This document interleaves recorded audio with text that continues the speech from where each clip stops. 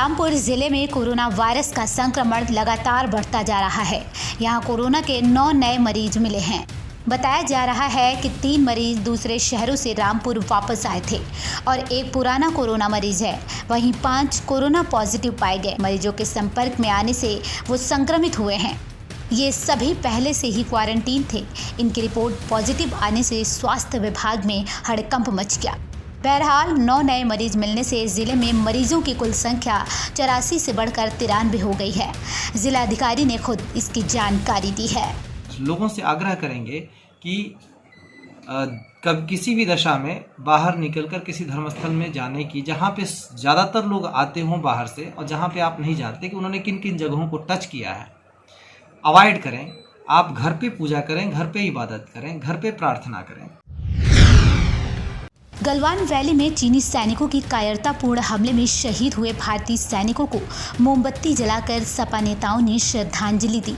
नाराज सपा नेताओं ने सरकार से मांग करते हुए कहा कि चीन के कायरतापूर्ण रवैये पे मुंह तोड़ जवाब देने का समय आ गया है। उन्होंने कहा, मुलायम सिंह यादव हमेशा कहते रहे हैं कि हमें पाकिस्तान से उतना खतरा नहीं, उसको जब चाहे हम बर्बाद कर देंगे, लेकिन चीन से हमको बड़ा खतरा है। चीन वह सांप है जिसकी प्रवृत्ति डसना ही है। उससे दोस्ती की उम्मीद नहीं करनी चाहिए। देश की जनता का खून खौल रहा है। वो अपनी जान दे देंगे, लेकिन भारत की भूमि का एक टुकड़ा भी नहीं लेने देंगे। आज पूरा भारत भारतीय सेना के साथ खड़ा है। भारत को मुंह तोड़ जवाब देना चाहिए। हमारे 20 जवान शहीद हुए हैं। हर हिंदुस्तानी का खून खौल रहा है। हम सरकार से मांग करते हैं कि आखिर ऐसे हम कब तक चीन के दबाव में अपने जवानों की शहादत को स्वीकार करते रहेंगे। सोनभद्र से सटे बिहार के रोहतास जिले के डुमरखोर जंगल में कॉम्बिंग करने के दौरान बम मिलने की सूचना पर सीमा से सटे बिहार, झारखंड, छत्तीसगढ़ और एमपी बॉर्डर पर चौकसी बढ़ा दी गई।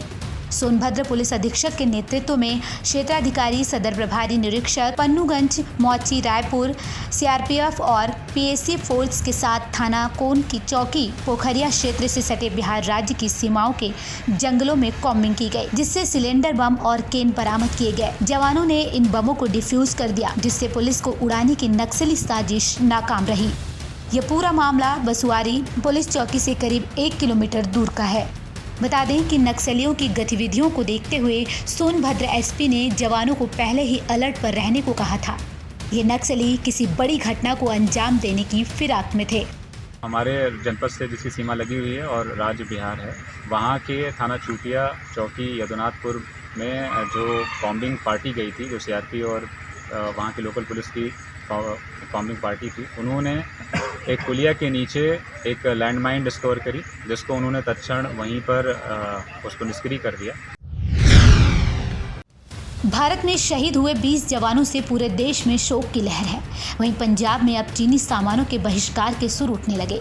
मोगा में दुकानदारों ने फैसला किया कि वो ना तो चीन की बनी हुई कोई सामान को खरीदेंगे और ना ही बेचेंगे। इतना ही नहीं, 10% उनके पास जो सामान है भी उसे वो कंपनी को वापस भेज देंगे।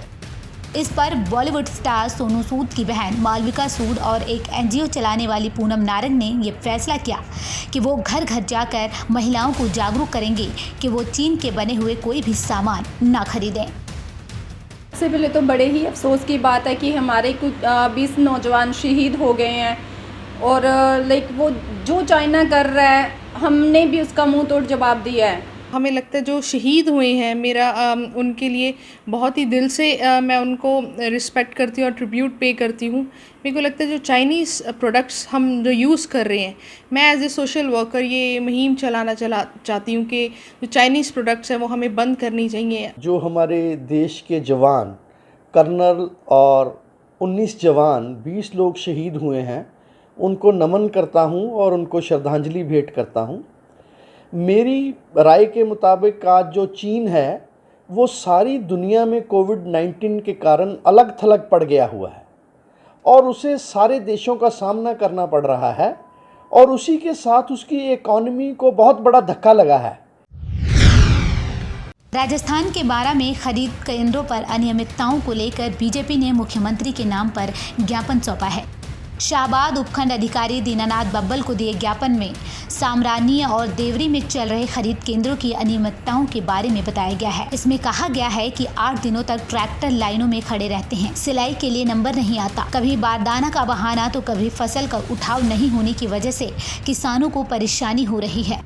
बारिश का समय है, ऐसे में किसानों को जल्द पैसा नहीं मिला तो उनके लिए काफ़ी परेशानियां खड़ी हो जाएंगी। लेकिन सरकार की लापरवाही के चलते खरीद केंद्रों पर किसानों को भारी समस्याओं का सामना करना पड़ रहा है।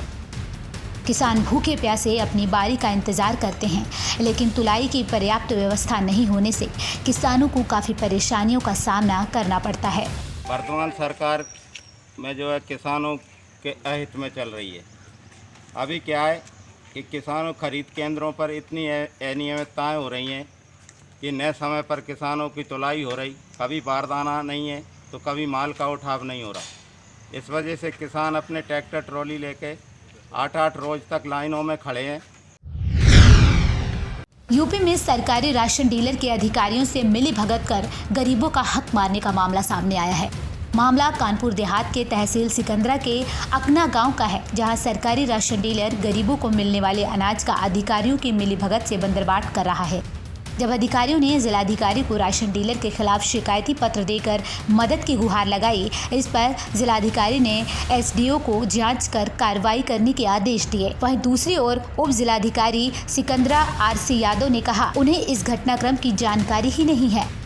जानकारी कहाँ रुकी ये बताना तो मुश्किल है, लेकिन इसका खामियाजा गरीबों को जरूर भुगतना पड़ रहा है। उचित विक्रेता के खिलाफ एक आवेदन प्राप्त हुआ है। अति शीघ्र जांच करके नियमानुसार कार्रवाई की। राशन कार्ड में कौन सा है आपका? सफेद पादग्रस्ती। पादग्रस्ती है। कितने यूनिट हैं? 5।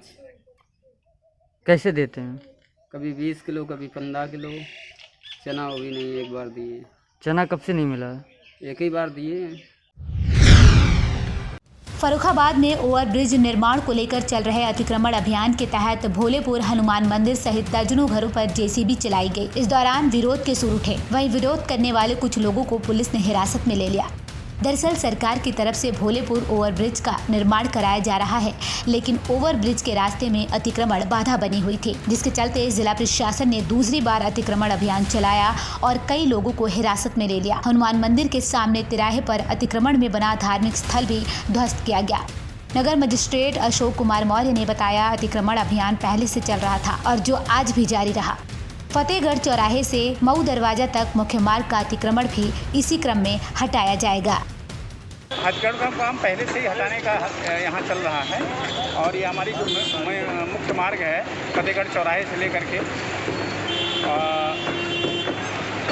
मऊ दरवाजे तक मेन रोड जो फतेहगढ़ फर्रुखाबाद की है, इसमें सभी अतिक्रमण हटेंगे, एक चरणबद्ध तरीके से हटेंगे। बाकी 1 हफ्ते का समय दिया जा रहा है, लोग अपना अतिक्रमण हटा लें, 1 हफ्ते के बाद अपना अतिक्रमण हटाया जाएगा।